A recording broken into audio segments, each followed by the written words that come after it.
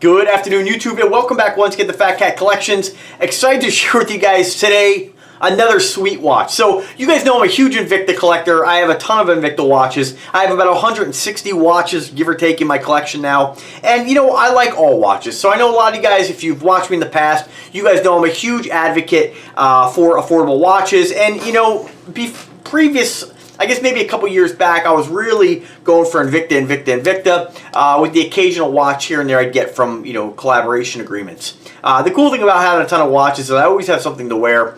And, you know, I'm not going to say that my tastes change. I still love the huge, giant Invictas, but, you know, I kind of go through waves where I want to get something different. You know, I do like the variety, and I do like being able to wear a watch. Sometimes I want to wear a really big, huge 70mm Invicta.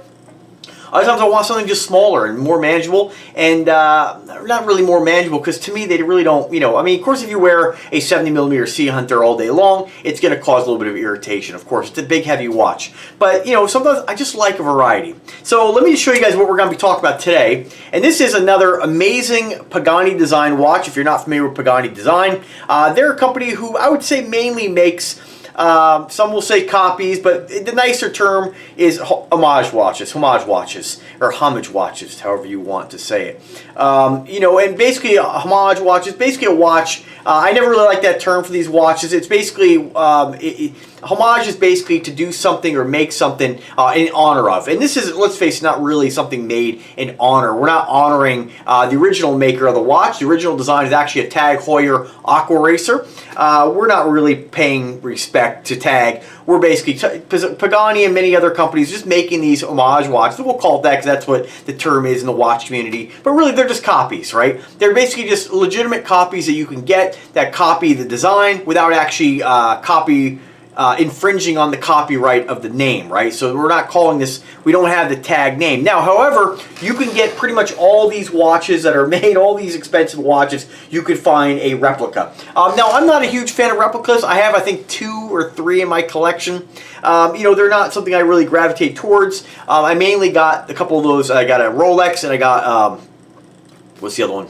Omega, just to see where the quality was at, you know, because 20 years ago it's quite a bit different. Nowadays the watch is coming out of China. Let's face it, guys, modern manufacturing and tooling is light years ahead of what it used to be. So the whole, oh, that's Chinese made, that doesn't work anymore. Everything made in China, not everything, but a lot of the things coming out of China are just as good as anything made in the United States. So let's talk a little bit about this. So again, it's a homage, you know, and this is for somebody who really wants the style of a watch without actually, you know, again, getting a fake. I'm not really, like I said, to each their own. I'm not dissing anybody. Not, you know, if you want to wear the fake and pawn it off to people, that's totally your cup of tea. Whatever makes you happy, I always say, you know, do that. What I really liked about this watch is that it has your standard classic styling you might find on a Rolex or an Omega, just that simple, basic design. But I like the fact that they've used this angular bezel, which is different, and I haven't seen that really on any other watch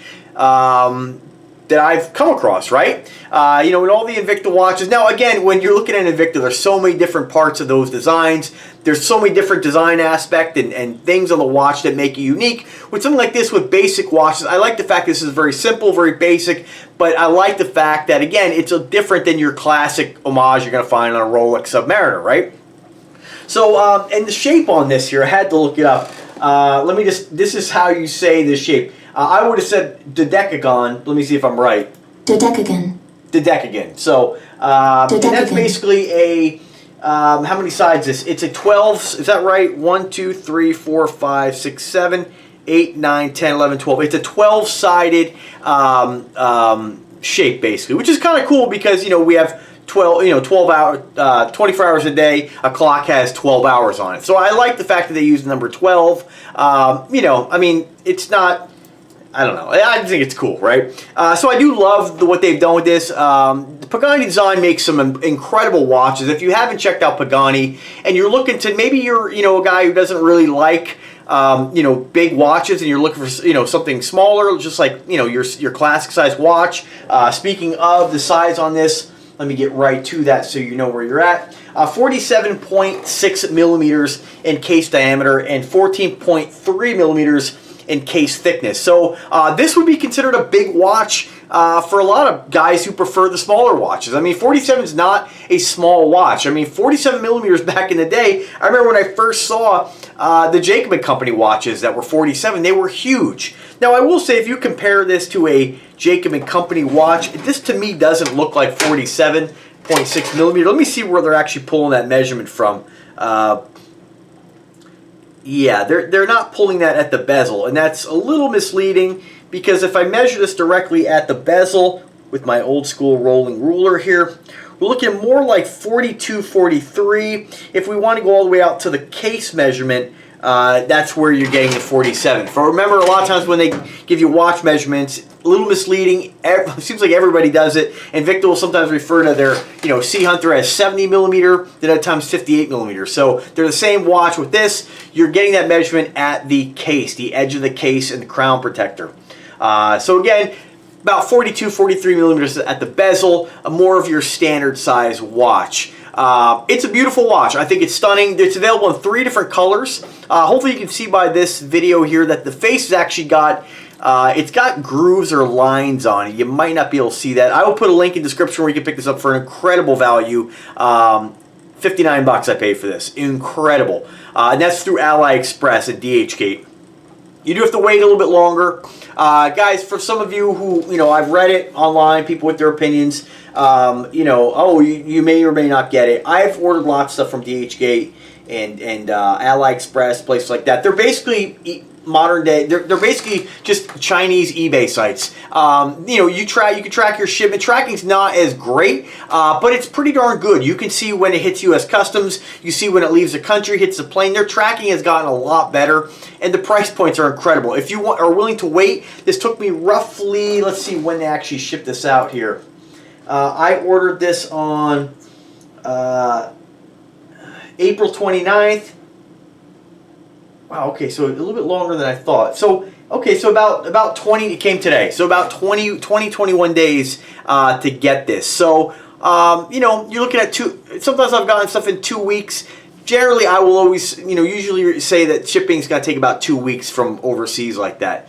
Incredible, time flies. I thought it was more like 2 weeks, but a little bit longer, but still you're saving a lot. If you go to eBay and try to find this, and I will put a link to eBay and Amazon if it's available as well, but you're usually going to be paying, in some cases, double the price. So wait a little longer, be patient, get an incredible watch. So let's talk about the specs on this one here. So again, it is modeled after the TAG Heuer Aquaracer.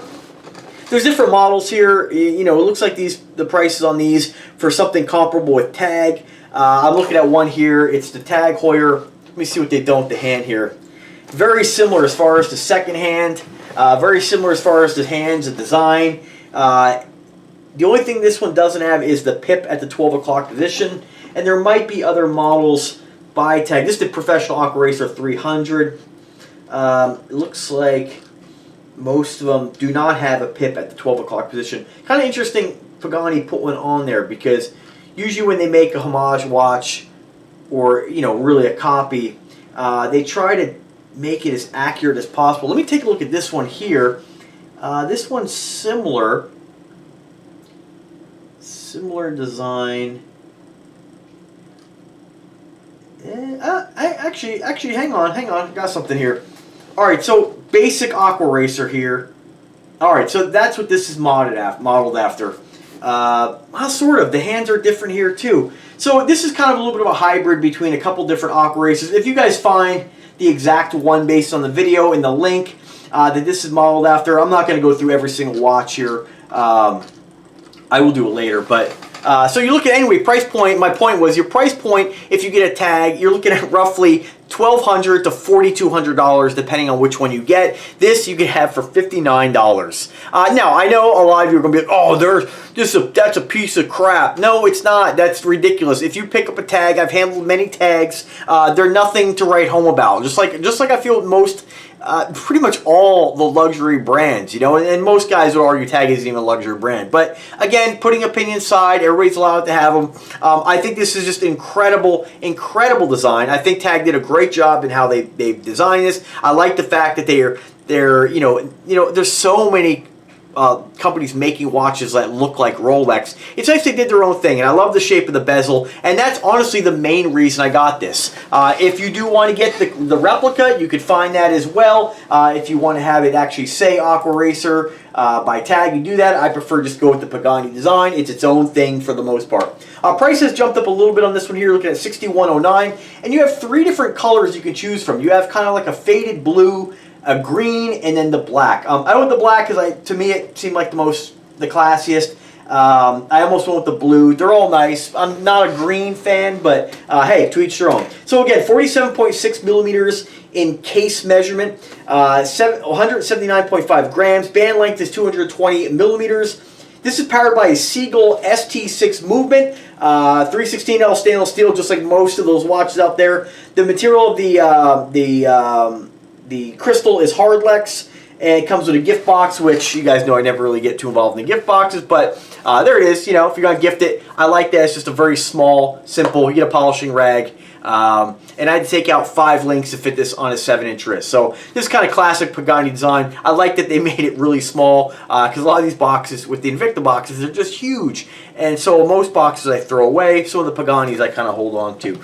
So that's about it. I mean, incredible watch. You really can't beat the value. It's beautiful. And I mean, you know, when I'm looking at watches, you start getting up to $80 to $100. There's a lot of choices out there. When I saw this on sale, I ended up picking up this watch, which I just did a review on here, by Steel Dive, the Captain Willard Seiko Homage. Incredible watch. If I have to compare these, they're very comparable in quality.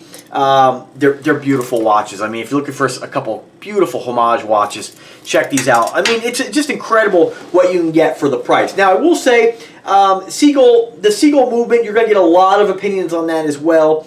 It doesn't have the sapphire crystal. Some people are just like, oh, I can't have that. I've never scratched a watch, no matter what crystal is made out of. If I ever do scratch one, I wear them daily. Of course, I rotate them, you know. Yeah, I'll let you guys know. Just to be noted here as well, the measurement on here is listed as 47.6. I didn't realize that. They do list that as all the way out to the crown. So that's nice that they mention that, but then they say dial diameter, but then they show you on the big giant picture that it is measuring all the way out to the crown protector. So that's good to know in case somebody were to look at that and say, oh man, 47.6 is too big. This is really about a 42, 43 millimeter watch if you measure this by the standard, usually measured at the bezel. So just kind of keep that in mind. Other than that, it's an incredible watch. Seagull movements are, you know, I did a little reading about them. Some guys say they're, you know, you're going to get opinions about everything. You know, if you want an amazing, accurate movement, you're going to spend a lot more for a watch, right? But they're a crude Chinese movement. Seagull is still a great movement. What we're looking for in a movement is something that's just going to last, right? And if you're like me and a guy who doesn't wear the same watch every single day, you constantly have to set the time anyway. This is plus accurate. Between plus and minus 10 to 35 seconds. Let's see where that comes from, that information. Plus 10 to 30, I just had it. It's gone. Damn it, where did I find that? I think that was per day. Per day? You guys know I'm not like, don't really know about, you know, the technical stuff. But, you know, you can read a little bit more about the technical data. The ST6, it's... it beats at 21,600. It is a 17 jewel movement. It's a nickel angular balance wheel. If I'm saying that correctly. Shock protection. This has a question mark, but I read that it does have shock protection. Hairspring key adjustment, movable stud, and that's about it. That's all I'm going to get into because this is more technical stuff that you guys know. I just really wear this stuff. I'm pretty nonchalant about it. I don't really get too involved in nerding out about the movement. And if you do, that's totally cool. I just, you know, it's just not my thing. But you can read more about it. I encourage you to check out information about Seagull movements. And remember, guys, these are not NASA space shuttles. These are very basic items, very basic moving machines, you know. There's not tons of parts in these things, and not a lot to really go wrong. And with modern manufacturing, yeah, if you pop the back off, you may not see this beautifully amazing, polished, decorated movement, but sealed case back, it's sealed in there. You don't have to worry about the thing leaking. You don't have to worry about any of the other nonsense. Speaking of, as far as water resistance, what's kind of odd about this here is they actually don't list on the, oh, there it is, on the watch it's listed at 30 meters. So you're not going to get, you know, incredible water resistance, but, you know, I'm not, you know, I don't dive in any of my watches. The most I do with them is hop in the shower once in a while or hop in the hot tub. So just kind of keep that in mind anytime you buy these things. But it's an incredible watch. You really can't beat the value. You know, I've picked up a few of these inexpensive watches in the past by Tyrese and stuff like that, these $25 specials with inexpensive. I think a lot of them have seagull movements, maybe not this exact movement, and they've been great. They've been reliable. I haven't had any issues. This is a fantastic piece, and you really can't beat the value. I mean, if you were to, I mean, this is I would say even a better value than your Invicta Pro Diver, which is going to run you about 88 bucks. Sure, you might get a Seiko NH35 movement, but I honestly, in my opinion, I don't think that this movement's any better or any worse than a Seiko NH35. Now, if you're a watch expert, you know, you may have technical reasons on why you disagree, and that's okay. By all means, drop a comment. Let me know the differences. But again, it's just an incredible piece for a great value. So without further ado, let's see what it looks like on the wrist. I'm about 5'7". I'm about 182 pounds. And I have a 7-inch wrist. So 5 links removed. This is what it looks like on a guy my size, my height, and my weight. And you can see it is just a beautiful look. I don't know if this is a ceramic bezel or not.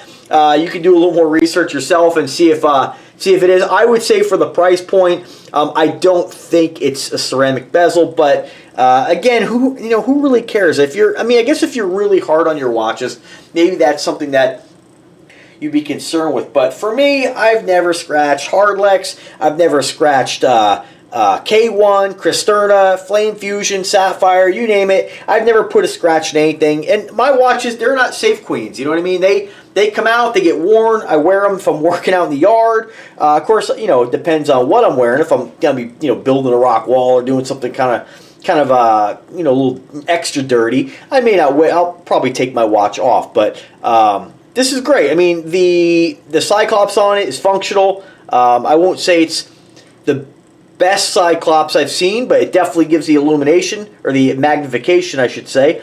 Speaking of lume on this, from what I can tell, it's not amazing. It's what you're going to expect from like an Invicta Pro Diver. Not as amazing as like the Aqua Dive I have, and of course the Steel Dive, but still incredible. If you haven't checked out the Steel Dive video, check that out. You know, my original purchase was going to be for the Steel Dive, and then when I saw this watch for the price, I've been eyeballing it for a while now, and I was like, man, I got to get that. So beautiful watch. I think it's going to give me years of use. And again, if anything changes that, I'll always come back and let you guys know. Other than that, I hope you enjoyed the video. Thanks for taking time to watch the video. If you do like the content, subscribe to the channel. Check out my other 1,100 videos. I've reviewed a ton of watches on this channel. And I'm going to start re-releasing a lot of those videos too, because a lot of them are released way back in the day, and now the channel's larger. So it's good to kind of, you know, reintroduce those cool products to you guys. So anyway, guys, have a great day. Be kind to one another. Subscribe to the channel. But if you do subscribe, please click the bell to be notified anytime I upload a new video. And as always, guys, have a great day. Take care. And if you want to make a purchase, links are in the description. Later, guys.